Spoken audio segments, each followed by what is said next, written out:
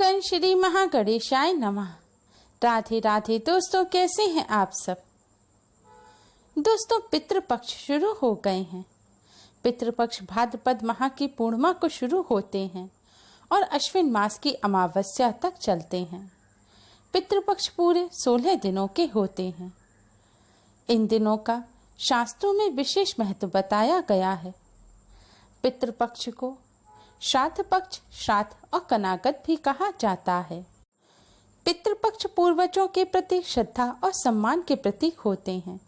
इस दौरान किसी भी तरह के शुभ कार्य, विवाह, मुंडन, गृह प्रवेश आदि वर्जित रहते हैं। मान्यतानुसार पितृपक्ष अपने पूर्वजों के प्रति श्रद्धा भाव दिखाने का समय होते हैं। पितृपक्ष में पितरों को तर्पण और पिंडदान किया जाता है। माना जाता है कि श्राद्ध पक्ष में पितृलोक से किसी न किसी रूप में अपने स्वजनों से मिलने के लिए धरती पर आते हैं और स्वजनों द्वारा दिए गए भोजन व भाव को ग्रहण करते हैं। पितृपक्ष में हमारे पितृ यमराज की आज्ञानुसार सूक्ष्म रूप में पृथ्वी पर आते हैं और हमारे द्वारा दिए गए श्राद्ध, भोजन, तर्पण आदि ग्रहण करते हैं, जिससे उन्हें संतुष्टि मिलती है।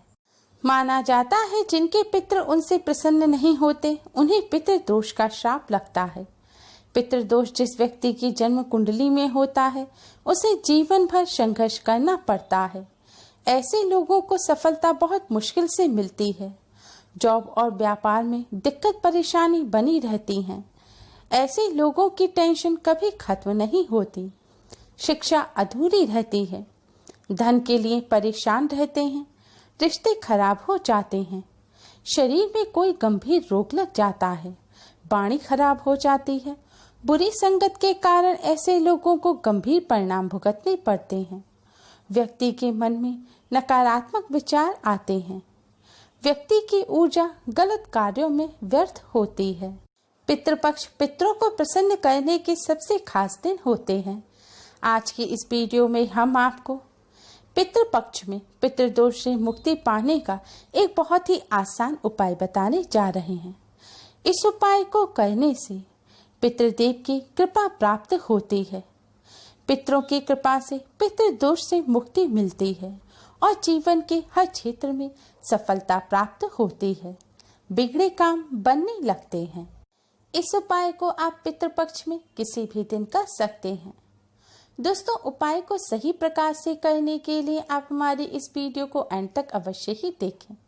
अगर आपने हमारे चैनल को सब्सक्राइब नहीं किया है तो जल्दी से हमारे चैनल को सब्सक्राइब कर लें और बेल आइकन को हिट अवश्य ही करें, जिससे हमारी सभी नई वीडियोस की नोटिफिकेशन आपको फ्री में सबसे पहले मिल पाए। तो आइए दोस्तों, जानते हैं इस उपाय के बारे में। उपाय करने के लिए स्नान करके स्वच्छ वस्त्र धारण करें। इसके बाद एक सूखा हुआ नारियल लें। सूखा हुआ नारियल, जिसे गोला भी कहा जाता है, आपको पहले लेना है। ध्यान रखें, इस उपाय को करने के लिए जटा वाला नारियल या पानी वाला नारियल ना लें। नारियल लेने के बाद अब आप अपनी लंबाई के बराबर एक लाल रंग का धागा लें। लाल रंग का धागा आप रेशमी या सूती कैसा भी ले सकते हैं। जिस धागे में लॉकेट डालकर गले में धारण किया जाता है वह भी ले सकते हैं, या फिर आप लाल रंग का कलावा भी ले सकते हैं। दोस्तों, अब इस नारियल और लाल धागे को आपको बजरंगबली के चरणों में रखना है। आप इस उपाय को बजरंगबली के मंदिर में जाकर भी कर सकते हैं या फिर अपने घर पर भी कर सकते हैं। बजरंगबली के चरणों में नारियल और धागा रखने के बाद आप एक शुद्ध घी का दिया जलाएं और एक सुगंधित धूप बत्ती जलाएं। अब भगवान श्री गणेश को प्रणाम करें, भगवान विष्णु मां लक्ष्मी जी को प्रणाम करें, सीताराम भगवान जी को प्रणाम करें और बजरंगबली को प्रणाम करें। इसके बाद एक पात्र में आप शक्कर रखकर इसका भगवान जी को भोग लगाएं। भोग लगाने के पश्चात अब आप कुमकुम से नारियल पर एक स्वास्तिक का चिन्ह बनाएं। स्वास्तिक का चिन्ह बनाने के बाद आप सबसे पहले भगवान विष्णु जी के महामंत्र ओम नमो भगवते वासुदेवाय का 21 बार जाप करें। मंत्र है ओम नमो भगवते वासुदेवाय। मंत्र का जाप करने के बाद अब आप हनुमान चालीसा का एक बार पाठ करें।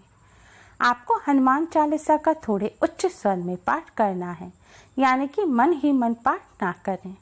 हनुमान चालीसा का पाठ करने के बाद अब आप पितृ चालीसा का पाठ करें। पितृ चालीसा ना हो तो आप पितृदेव के इस मंत्र का 21 बार जाप करें। मंत्र इस प्रकार है, ओम पितृभ्य नमः, ओम पितृभ्य नमः। दोस्तों, भगवान विष्णु माँ लक्ष्मी जी को शास्त्रों में पितृदेव कहा गया है। पितरों की प्रसन्नता के लिए और पितरों की आत्मा की शांति के लिए, पितृदोष से मुक्ति पाने के लिए भगवान विष्णु माँ लक्ष्मी जी का पूजन अवश्य ही करना चाहिए। हनुमान जी को जागृत दीप माना जाता है। भगवान राम के भक्त हनुमान जी के बारे में कहा जाता है कि वह चिरंजीवी हैं। वे पृथ्वी पर सतयुग में भी थे और कलयुग में भी विराजमान हैं। बजरंगबली को संकट मोचन कहा जाता है। बजरंगबली अपने भक्तों के सभी संकटों को दूर करते हैं। माना जाता है कि बजरंगबली की कृपा से सभी कष्टों, संकटों और दोषों से मुक्ति मिलती है। पितृदोष से मुक्ति पाने के लिए बजरंगबली का भी विशेष रूप से पूजन किया जाता है। इस तरह पूजन करने के पश्चात अब आप भगवान श्री गणेश, भगवान विष्णु, माँ लक्ष्मी जी, बजरंगबली और पितृदेव को प्रणाम करें और अपने जाने अनजाने में की गई सभी गलतियों की क्षमा मांगे। पितृदोष से मुक्ति की प्रार्थना करें। पितरों की प्रसन्नता, आत्मा की शांति और मुक्ति की प्रार्थना करें। प्रार्थना करने के पश्चात आपने बजरंगबली के चरणों में जो नारियल रखा है, अब आप उस नारियल को उठाएं और चाकू से उस नारियल का ऊपर का हिस्सा काट दें। महिलाएं नारियल को स्वयं ना काटें। आप अपने घर में ही किसी पुरुष या बच्चे से नारियल को कटवा लें।